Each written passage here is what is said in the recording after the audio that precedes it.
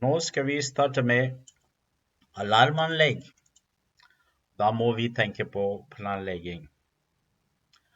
Momenter som kan inngå i planleggingsarbeidet, det skal vi se.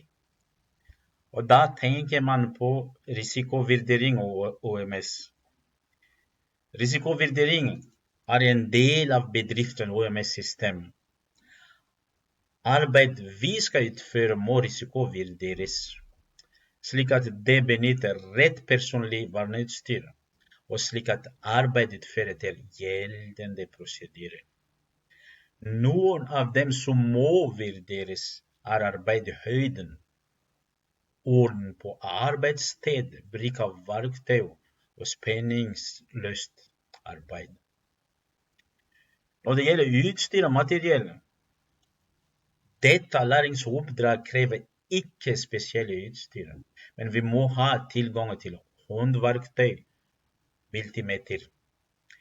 Vi må også ha tilgang til dokumentasjon fra produsenten av sentral, betjeningspanel, detektorer og alarmgivere.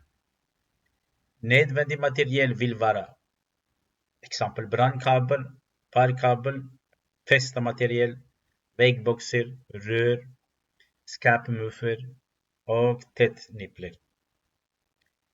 Framdriftsplan. En framdriftsplan skal gi oversikt over tilgjengelig tid, og det skal sette av tid til alle aktiviteter. Det betyr også at dere skal lage en plan.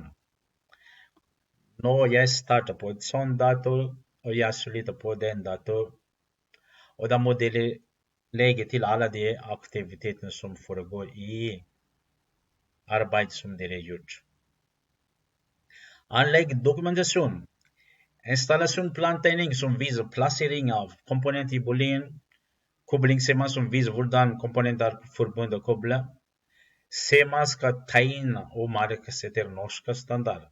Det betyr altså dere bruker symboler. Ferdig attest skal fylles. Og det er da når det gjelder planlegging av alarmanlegget. Og vi skal se på risikovurdering.